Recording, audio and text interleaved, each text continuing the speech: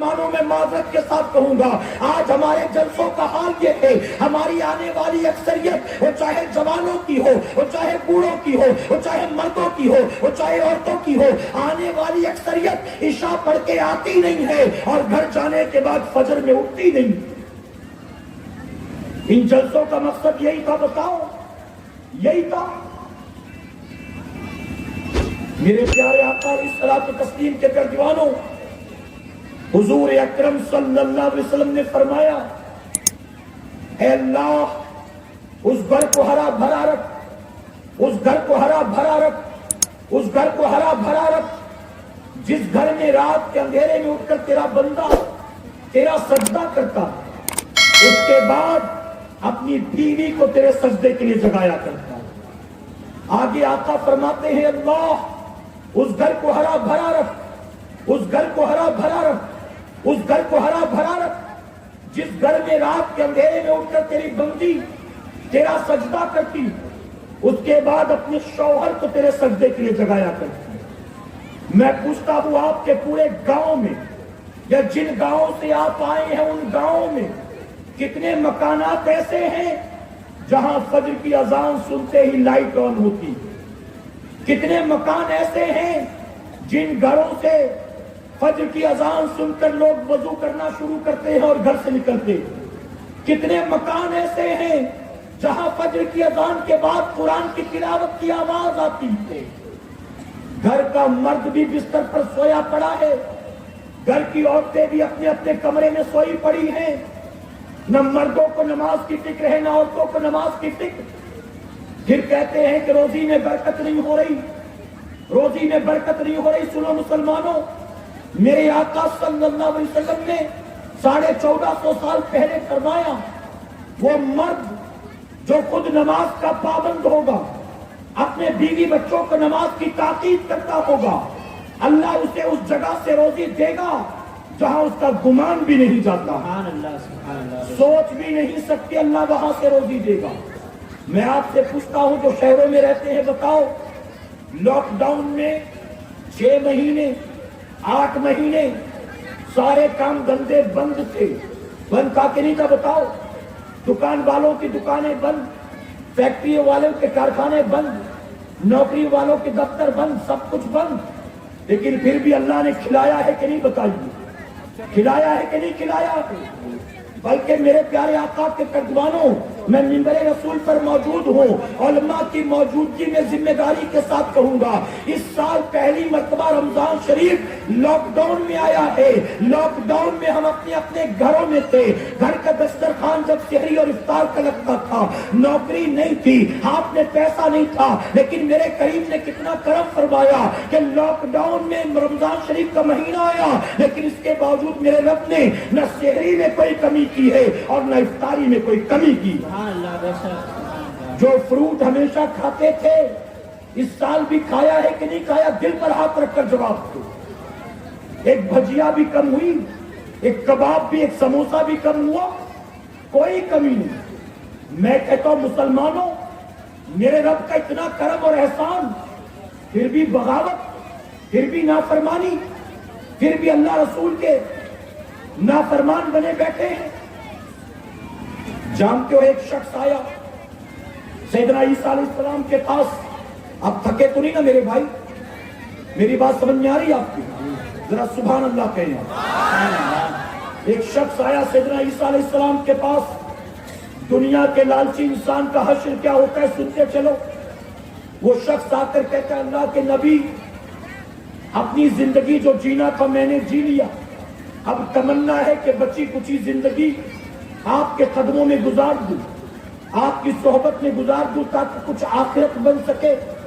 اللہ کے نبی نے فرمایا ٹھیک ہے، منظور، اجازت دے دی۔ وہ عیسیٰ علیہ السلام کے ساتھ رہنے لگا، صبح عیسیٰ علیہ السلام کے ساتھ کرتا، شام عیسیٰ علیہ السلام کے ساتھ کرتا، آپ مصلی پر کھڑے ہوتے تو مصلی پر ساتھ کھڑا ہوتا، آپ لوگوں کو ہدایت کرتے، تقریر دیتے تو وہ بھی محفل میں شامل ہوتا۔ ایک مرتبہ عیسیٰ علیہ السلام سفر پر نکلے، وہ بھی آپ کے ساتھ۔ اللہ کے نبی ایک جگہ رکے کھانا کھانے کے لیے، آپ نے دسترخوان بچھایا، آپ کے پاس ایک روٹی تھی، آپ نے روٹی دسترخوان پر رکھی، اس آپ کے امتی کے پاس 2 روٹیاں تھیں، اس نے بھی 2 روٹیاں دسترخوان پر رکھی، عیسیٰ علیہ السلام نے اپنی 1 روٹی کھائی، آپ کے اس امتی نے اپنی 1 روٹی کھائی، ابھی 1 روٹی بچی تھی، عیسیٰ علیہ السلام اٹھ کر گئے پانی لینے کے لیے، آپ پانی لے کر لوٹے تو دسترخوان سے دوسری روٹی غائب تھی، آپ نے اس سے کہا وہ دوسری روٹی جو یہاں تھی کہاں گئی؟ اس نے کہا اللہ کے نبی کون سی روٹی کی بات کر رہے ہیں؟ روٹیاں تو 2 ہی تھی، ایک آپ نے کھایا ایک میں نے کھایا، آپ نے فرمایا نہیں 3 روٹی تھی، ایک تو نے کھایا ایک میں نے اور ایک یہاں پر تھی، میں پانی لینے گیا واپس آیا تو روٹی غائب، وہ تیسری روٹی کہاں گئی؟ اس نے کہا اللہ کے نبی تیسری روٹی تھی ہی نہیں، 2 ہی تو تھی، آپ نے تیسری کب دیکھا؟ اس نے انکار کیا۔ آپ جانتے ہو وہ کن لوگوں میں سے تھا؟ وہ انہی لوگوں میں یا اسی کی نسل کے وہ لوگ ہیں جن کا یہ عقیدہ ہے کہ نبی کو پیٹھ پیچھے کی خبر نہیں ہوتی ہے۔ اللہ کے نبی نے آنکھ سے دیکھا لیکن ظالم ماننے کو تیار نہیں۔ عیسیٰ علیہ السلام نے کچھ نہیں کہا، بحث نہیں کی، آپ اس کو لے کر چلے۔ اب دریا پار کرنے کی باری آئی، اللہ کے نبی اللہ کا نام لے کر اس دریا کے پانی پر ایسے چل پڑے جیسے ہم اور آپ زمین پر چلا کرتے ہیں۔ آپ جب پانی پر چلے وہ پیچھے سے پکارا آپ تو جا رہے ہیں میں کیسے آؤں؟ آپ نے فرمایا تو بھی اللہ کا نام لے اور چل پڑے۔ اس نے بھی اللہ کا نام لیا، پانی پر چل پڑا۔ جب دونوں نے اس پانی کو دریا کو پار کر لیا، عیسیٰ علیہ السلام نے فرمایا قسم اس ذات کی جس نے تیرے اور میرے لیے دریا کے اوپر راستہ بنایا، بتا سچ سچ بتا وہ تیسری روٹی کہاں گئی؟ نبی کا معجزہ دیکھ کر بھی باز نہیں آیا، کہتا اللہ کے نبی میں نے کہا نا تیسری روٹی کہاں تھی؟ وہ تھی ہی نہیں، 2 ہی تو روٹیاں تھی۔ عیسیٰ علیہ السلام نے کچھ نہیں کہا اور آگے بڑھے۔ کھانے کا وقت ہوا، ایک ہرن آپ کی بارگاہ میں حاضر ہوا، اللہ کے نبی نے ہرن کو ذبح کیا، اس کی کھال کو اتارا، اس کے گوشت کے ٹکڑے کیے، آپ نے اس کو بھونا، بھوننے کے بعد خود بھی کھایا، اس شخص کو بھی کھلایا، اور کھانے کے بعد ساری ہڈیاں جمع کی اور جمع کر کے فرمایا کم بسم اللہ۔ آپ کا یہ کہنا تھا، وہ ہرن پھر پہلے کی طرح زندہ ہو گیا، اس کی کھال بھی چڑھ گئی، اس میں جان بھی پڑ گئی، وہ اٹھیلیاں کھاتا ہوا آگے جنگل میں دوڑ پڑا۔ اللہ کے نبی پھر اس سے مخاطب ہوئے، آپ نے فرمایا قسم اس ذات کی جس نے اس ہرن کو ہمارے پاس بھیجا، ہمیں کھلایا پلایا اور دوبارہ اس کو زندگی عطا کر دی، سچ سچ بتا وہ تیسری روٹی کہاں گئی؟ اب بھی ظالم باز نہیں آیا، نبی کے معجزات دیکھ کر بھی ڈھیٹ تھا، انکار کرتا رہا، کہتا ہے اللہ کے نبی کون سی روٹی کی بات کر رہے ہیں؟ آپ گھوم پھر کر پھر وہیں پہنچ جاتے ہیں، میں نے کہا نا روٹی 2 ہی تھی، ایک آپ نے کھایا تھا ایک میں نے کھایا تھا، تیسری روٹی تو تھی ہی نہیں۔ عیسیٰ علیہ السلام نے کہا ٹھیک ہے، اب آپ سمجھ گئے یہ میرے ساتھ رہنے کے لائق نہیں ہے، جب یہ میرے ساتھ دھوکہ کرتا ہے تو دوسروں کے ساتھ کیا دھوکہ کرے گا، اور اگر کچھ دن میرے ساتھ رہ لے گا تو ہو سکتا ہے میرے نام سے دھوکہ کرنا شروع کر دے۔ آپ نے فوراً طے کیا اب اس کو الگ کرنا چاہیے، اب دودھ کا دودھ پانی کا پانی ہونا چاہیے۔ آپ نے دریا کے کنارے کی ریت کو اکٹھا کیا، بڑا سا ڈھیر جمع کیا ریت کا، کچھ پڑھ کر اس پر دم کیا۔ عیسیٰ علیہ السلام کا پھونکنا تھا، وہ ریت کی ڈھیر سونے کے ڈھیر میں تبدیل ہو گئی، ریت کا ڈھیر سارا کا سارا سونا بن گیا۔ عیسیٰ علیہ السلام نے اس کے 3 حصے کیے، آپ نے فرمایا ایک حصہ تیرا، ایک حصہ میرا، اور تیسرا اس کا جس نے تیسری روٹی کھایا تھا، یہ تیسرا حصہ اس کا جس نے تیسری روٹی کھائی تھی۔ اب جیسے ہی اس نے یہ سنا فوراً کہتا ہے اللہ کے نبی مجھے معاف کر دے، مجھ سے غلطی ہوئی، اب تک میں جھوٹ بول رہا تھا، وہ تیسری روٹی میں نے ہی کھایا تھا، اب کیوں قبول کیا؟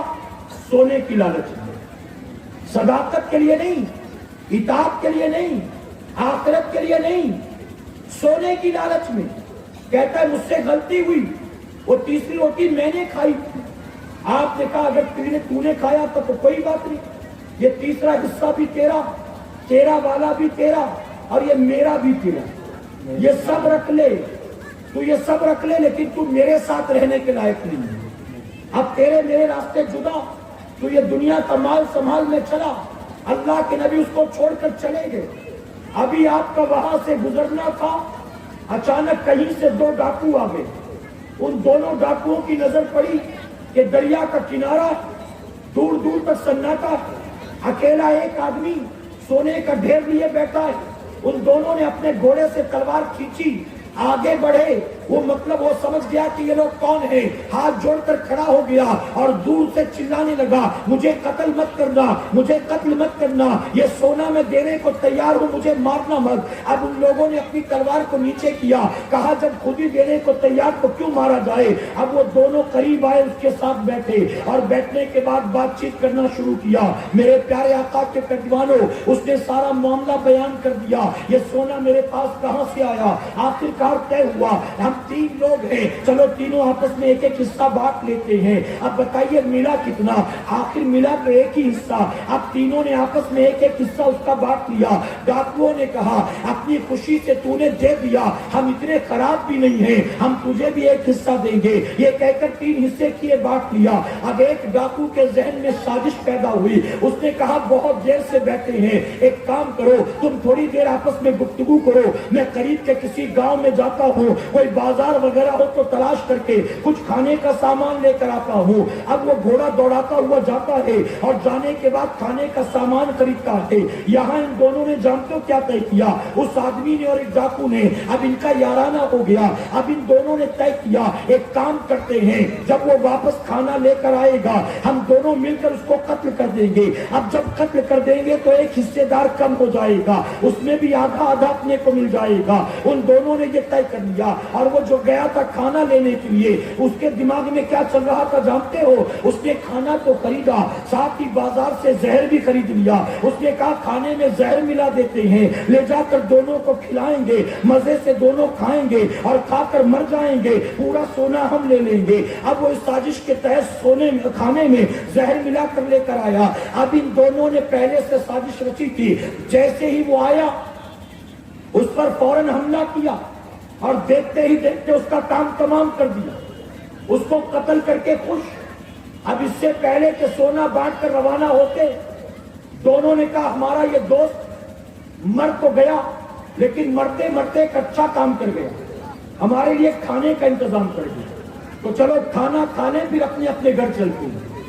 اب دونوں نے مزے سے بیٹھ کر کھانا کھایا. نتیجہ کیا ہوا؟ تھوڑی دیر کے بعد منہ سے خون پیپ کی الٹی شروع ہوئی اور دونوں پر زہر نے اثر کیا اور کچھ دیر میں دونوں بھی تڑپ تڑپ کے مر گئے. فرمایا گیا طویل عرصے کے بعد اللہ کے نبی عیسیٰ علیہ السلام کا اسی دریا کے کنارے سے گزر ہوا.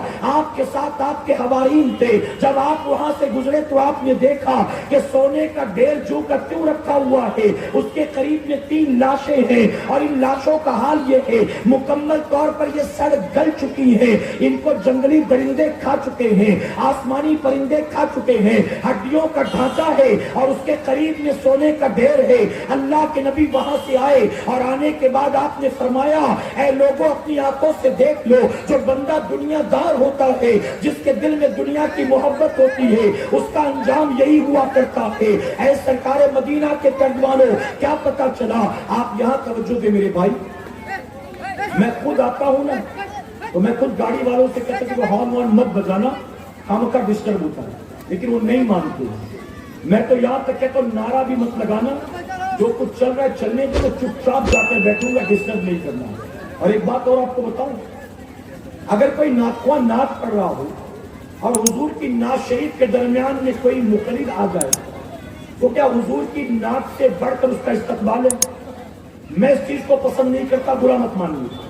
حضور کی نعت کو روک کر حضور کے آنے والے امتی کی تعریف کی جائے، فلاں آگے فلاں آگے فلاں آگے، تو میرے پیارے آقا کے پیروانوں پرسنلی میں تو پسند نہیں کرتا، بلکہ میں تو یہ سوچتا ہوں کہ حضور کی نعت چل رہی ہے، آنے والا بھی تو حضور ہی کا غلام ہے، وہ بھی آ کر بیٹھ جائے گا. حضور کی نعت روک کر اس کا استقبال نہیں ہونا چاہیے، حضور کی نعت جاری رہنی چاہیے.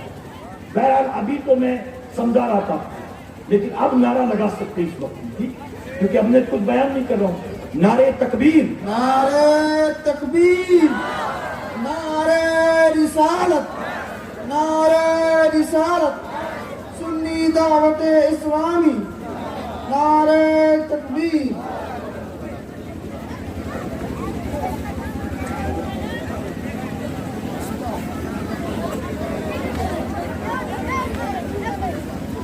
درود شریف پڑھنے کی مرتبہ اللہ رب محمد صلی اللہ علیہ وسلم نام عباد الرحمن صلی اللہ علیہ وسلم. میں نے آپ سے درود شریف پڑھنے کے لیے کہا, آپ نے پڑھا, کتنوں نے پڑھا میں نہیں جانتا. ذرا محبت سے ایک بار درود شریف پڑھنے آپ. صلی اللہ علیہ وسلم صلاۃ و سلام علیک یا رسول اللہ صلی اللہ علیہ وسلم. میرے پیارے آقا علیہ الصلوۃ والتسلیم کے پہلوانوں, آپ نے 2 مرتبہ درود شریف پڑھا. اللہ کو طاقت آڈ نمبر بہت پسند ہے. طاقت یعنی 3 ہو جائے, ایک بار پھر سے درود شریف پڑھنا. اللہم صلی علی محمد وآلہ الف الف مرہ. ایک طویل سفر طے کر کے اس وقت آپ کی دیار محبت میں الحمدللہ ہندوستان کے بہترین قاری رئیس القرہ استاد القرہ قاری ریاض الدین اشرفی صاحب قبلہ ممبر رسول پر جلوہ افروز ہو چکے ہیں. کل حضرت گوا میں تھے, بامبے پہنچے, راتوں رات روانہ ہوئے اور پھر دن بھر کا سفر کرنے کے بعد آپ کی خدمت میں حاضر ہوئے ہیں. آپ کے اور ان کے درمیان میں زیادہ دیر تک کھائی نہیں رہوں گا. اب اجتماع بالکل اختتام کی طرف ہے. یہ سیکنڈ لاسٹ کڑی ہے. اس کے بعد آخری کڑی کی شکل میں عطائے حضور مفتی اعظم داعیہ کبیر امیر سنی دعوت اسلامی وقار اہل سنت حافظ و قاری مولانا محمد شاکر نوری صاحب قبلہ تشریف لائیں گے. میرے پیارے آقا کے پیروانوں, اور وقت بھی تیزی کے ساتھ گزر رہا ہے, آپ کو ذکر اور دعا میں بھی شامل ہونا ہے. اس لیے میں اپنی گفتگو کو بس 5-7 منٹ میں سمیٹتا ہوں. اس کے بعد انشاءاللہ آپ ہوں گے اور قاری صاحب ہوں گے. اور جیسا کہ کل دعوتی اجتماع میں نے کہا تھا کہ قاری ریاض الدین اشرفی صاحب صرف نعت کا فن نہیں رکھتے, بلکہ اللہ تبارک تعالیٰ نے ان کو قرآن کی وہ نوکری عطا کی ہے, قرآن کی وہ خدمت کر رہے ہیں الحمدللہ کہ ایک سانس میں کئی سورے پڑھ کر سناتے ہیں. سبحان اللہ سبحان اللہ. تو میرے پیارے آقا علیہ الصلوۃ والتسلیم کے پیروانوں, یہ خوبصورت منظر آپ دیکھیں گے بھی اور اپنے کانوں سے آپ سنیں گے بھی انشاءاللہ. اس لیے میں خود جلدی چاہتا ہوں کہ جلد قاری صاحب مائک پر تشریف لائیں. میرے پیارے آقا کے پیروانوں کو میں عرض کر رہا تھا کہ عیسیٰ علیہ السلام نے اس شخص کے بارے میں اپنے حواریوں کو بتایا کہ دیکھو دنیا کے لالچی انسان کا کیا انجام ہوتا ہے. دنیا کی خاطر وہ سب کچھ کر گزرتا ہے, لیکن جب جاتا ہے تو اپنے ساتھ دنیا سے کچھ بھی لے کر نہیں جاتا. بتائیے صحیح ہے, صحیح بات ہے نا. آج جو نمازیں قضا کر کر کے جمع کر رہے ہیں, میں کہتا ہوں میرے بھائی, ایک نماز کے قضا کرنے پر اگر تجھے 1 لاکھ کا منافع ہوتا ہو, دن میں 5 وقت نماز قضا کرے اور 5 لاکھ تو کما لے, مہینے بھر کا 1.5 کروڑ تو کما لے, سال بھر کا اربوں خربوں بھی کما لے, تو کتنا بھی کما لے, لیکن مرنے کے بعد جب تو قبر میں جائے گا تو تیری قبر بھی مٹی کی ہوگی. جیسے ایک مزدور غریب کی ہوتی ہے, اسی طرح سے تیری قبر میں بھی چٹائی ہوگی, تیری قبر میں بھی لکڑی کا برقع ہوگا, علاوہ اس کے اور کچھ نہیں ہوگا. تیری قبر کی مٹی بھی, تیری قبر کی دیواریں بھی مٹی کی, اس کی چھت بھی مٹی کی, اس کی زمین بھی مٹی کی. بتا قبر میں لے کر کیا جائے گا؟ پھر نمازیں قضا کر کر کے تو جمع کرتا ہے, اس کا تجھے کیا فائدہ ہے؟ جو فاتحہ پڑھنا نہیں جانتے وہ تیری اولاد مزے کرنے والے ہیں, وہ اس پر قبضہ کر کے عیش کرنے والے ہیں, آخر تیرے ہاتھ کیا لگے گا؟ اسی لیے اللہ کی نافرمانی سے توبہ کر, اللہ کی بغاوت سے توبہ کر, نمازیں قضا کرنے سے توبہ کر. میرے پیارے آقا علیہ الصلوۃ والتسلیم کے پیروانوں, جانتے ہو وقت کے بادشاہ حجاج بن یوسف نے ایک چرواہے سے پوچھا, اے غریب چرواہے بتا تیری زندگی کیسے گزرتی؟ تو غریب چرواہے نے کہا, ہے بادشاہ وقت میری آدھی زندگی تیری طرح گزر رہی ہے اور آدھی زندگی تجھ سے بہتر گزر رہی ہے. اللہ اکبر. حجاج بن یوسف نے سنا تو جلال آ گیا.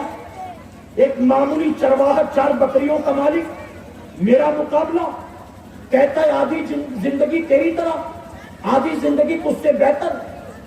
آپ نے فرمایا کہ یہ جو تو نے کہا ہے اس کو ثابت کر کے بتا, اگر تو نے اس پر دلیل نہ دی تو تیری گردن مروا دوں گا. جانتے ہو غریب چرواہا کیا کہتا ہے؟ وہ کہتا ہے بادشاہ وقت جب رات ہوتی ہے تو آپ سوتے ہیں کہ نہیں سوتے؟ حجاج بن یوسف نے کہا ہاں سوتا ہوں. وہ چرواہا کہتا ہے رات ہوتی ہے تو میں بھی سو جاتا ہوں. جب آپ سوتے ہیں تو آپ کو پتہ نہیں کہ بادشاہ ہیں کہ کیا ہیں, ایسے ہی جب میں سوتا ہوں تو مجھے بھی پتا نہیں کہ چرواہا ہوں کہ بادشاہ ہوں، مجھے بھی پتا نہیں. تو آدھی زندگی تو آپ ہی کی طرح گزر رہی ہے میری. اور اگر آدھی آپ سے بہتر بتاؤں تو کیسے؟ اس چرواہے نے کہا جب آپ سو کر اٹھتے ہیں تو آپ کے سامنے ہزاروں مسائل ہوتے ہیں، کئی مقدمے ہوتے ہیں، کئی فیصلے ہوتے ہیں، کئی جنگوں کی تدبیریں ہوتی ہیں، کئی لوگوں سے رائے مشورے اور میٹنگ ہوتی ہے. جب آپ سو کر اٹھتے ہیں تو فکروں میں، الجھن میں، دنیا میں الجھ کر رہ جاتے ہیں. اور میں جب سو کر اٹھتا ہوں تو چونکہ 4 بکریوں کا مالک ہوں، زیادہ ٹینشن نہیں ہوتا، فکر صرف 4 بکریوں کی ہوتی ہے اور آپ کو دنیا بھر کی فکر ہوتی ہے. تو اس اعتبار سے آدھی زندگی آپ سے اچھی گزر رہی ہے. سبحان اللہ سبحان اللہ. اب ہمارا اور آپ کا کیا بنے گا ذرا سوچو. ہمارا اور آپ کا کیا حال ہے؟ ہائے دنیا، ہائے دنیا، ہائے پیسہ، ہائے پیسہ.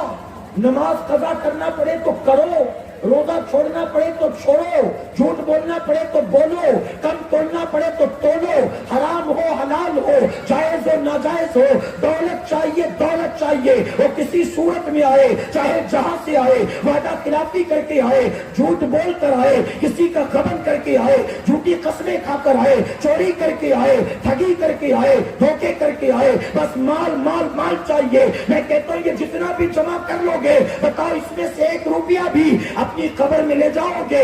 ارے یہاں تو تم نے اپنے کرتے میں 3 4 جیب لگا رکھی ہے، تم نے پیجامے میں بھی جیب بنوا رکھی ہے، تم نے صدری میں بھی جیکٹ اور صدری میں بھی پاکٹ بنوا رکھا ہے. لیکن مرنے کے بعد جب قبر میں جاؤ گے، جس کفن میں تمہاری اولاد لپیٹے گی، اس کفن میں تمہاری اولاد نے 1 پاکٹ بھی نہیں بنایا ہوگا کہ پاس بک ہی اندر رکھ دے، کچھ پیسہ ہی اندر رکھ دے. اپنے ساتھ بتاؤ اس قبر کے اندر کیا لے کر جانے والے؟ یہ قبر دن میں 70 مرتبہ آواز دیتی ہے، اے غافل انسان ہوش کے ناخون لے، ان قریب تو میرے پاس آنے والا ہے. میں تنہائی کا گھر ہوں، میں وحشت کا گھر ہوں، میں دہشت کا گھر ہوں، میں کیڑے مکوڑوں کا گھر ہوں، میں اندھیروں کا گھر ہوں. میری زمین مٹی کی، میری دیوار مٹی کی، میری چھت بھی مٹی کی.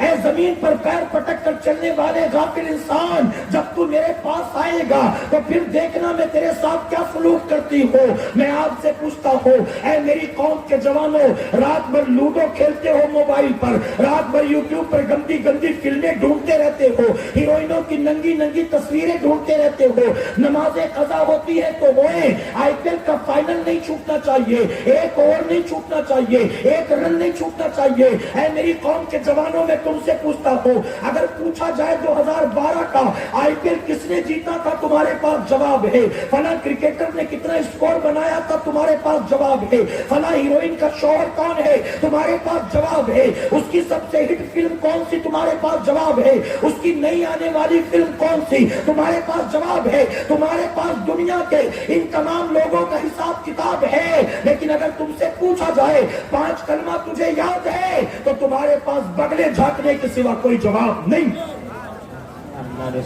قبر میں تم سے IPL کا سوال ہوگا، بگ باس کس نے جیتا تھا یہ سوال ہوگا، سیریل کون سا سب سے اچھا تھا یہ سوال ہوگا، کس ہیروئن نے کیا پہنا تھا یہ سوال ہوگا.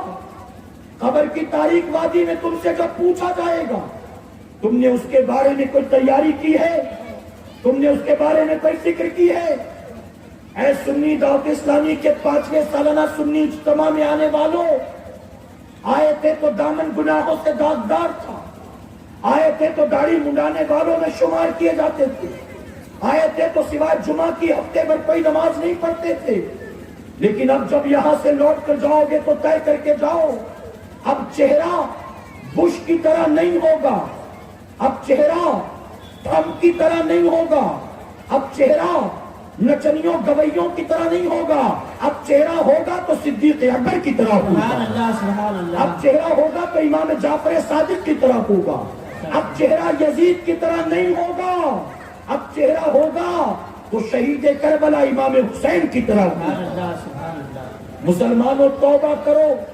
میں اپنی ماؤں بہنوں اور بچیوں سے کہتا ہوں، اپنے بیٹوں کے لیے جب رشتہ دیکھنے جاتی ہو اپنے بھتیجوں بھانجوں کے لیے، نواسوں پوتوں کے لیے جب رشتہ دیکھنے جاتی ہو، خاندان کی 5 6 عورتیں جاتی ہیں لڑکی دیکھنے، کوئی چلا کر، کوئی بٹھا کر، کوئی بلا کر، کوئی کہتا ہے آنکھ دیکھ لوں، کوئی کہتا ہے بال دیکھ لوں، کوئی کہتا ہے چال دیکھ لوں، کوئی کہتا ہے رنگ دیکھ لوں، ذرا کھڑی ہو جا قد دیکھ لوں۔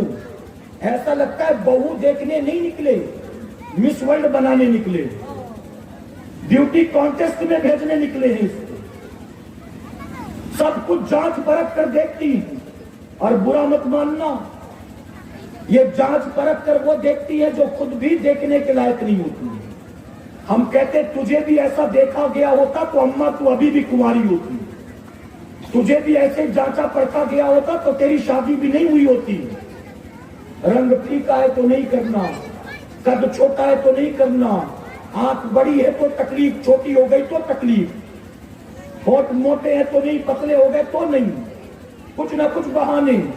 میں کہتا ہوں بہو ڈھونڈنے والیوں، اپنے بیٹے کے لیے بہو تلاش کرنے والیوں، ایسی نہ لاؤ جو حسن و جمال کی پیکر ہو، ایسی بہو ڈھونڈ کر لاؤ جو فجر کی نماز میں خود بھی اٹھتی ہو اور آپ کے بیٹے کو بھی اٹھانے والی۔ سبحان اللہ، سبحان اللہ۔ ایسی بہو مل گئی، حسین نہ بھی ہوئی، جمیل نہ بھی ہوئی، بال لمبے نہ بھی ہوئے، آنکھیں خوبصورت نہ بھی ہوئی، آواز بہت اچھی نہ بھی ہوئی، اگر نمازی مل گئی، قرآن کی قاریہ مل گئی، شب بیدار مل گئی، تیری نسلوں کو ایسی پاکیزہ کر دے گی کہ اس بہو کے آنے کے بعد تیرے خاندان میں نچنیے نہیں پیدا ہوں گے تو نمازی اور حافظ قرآن پیدا ہوں گے۔ سبحان اللہ، سبحان اللہ۔ بدلو سوسائٹی کو، بدلو سوچ اور فکر کو، سنوارو اپنی آخرت کو، نکالو دل سے دنیا کی محبت کو۔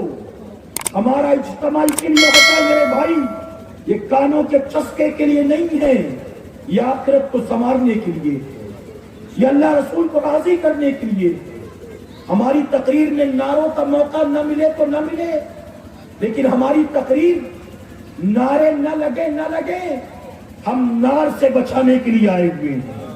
اتنی دور سے نعروں کے لیے نہیں آئے، نار سے بچانے کے لیے آئے ہیں۔ تو بچو کہیں انشاءاللہ، اللہ اپنے محبوب پاک کے صدقے ہمیں آپ کو سب کو کہنے سننے سے زیادہ عمل کرنے کی توفیق عطا فرمائے۔ درمیانی گفتگو مجھ سے قصداً سہواً کوئی غلطی خامی رہ گئی، میں علماء اکرام کو جو ممبر رسول پر مفتی اکرام بیٹھے ہیں، ان مفتی اکرام کو گواہ بنا کر سچے دل سے توبہ کرتا ہوں، رب میری توبہ قبول فرمائے اور ہماری آج کی اس محفل کو میرا کریم قیامت میں ہمارے لیے، ہمارے والدین کے لیے بخشش اور نجات کا ذریعہ بنائے۔ وما علینا الا البلاغ۔ السلام علیکم۔